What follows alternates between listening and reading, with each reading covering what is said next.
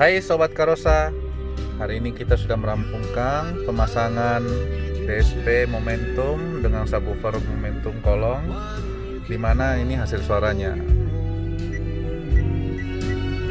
Just close your eyes, she'll be there. You'll never be alone. And if you Ini masih speaker standarnya, cuma dikasih peredam 2 lapis. Cobain guys.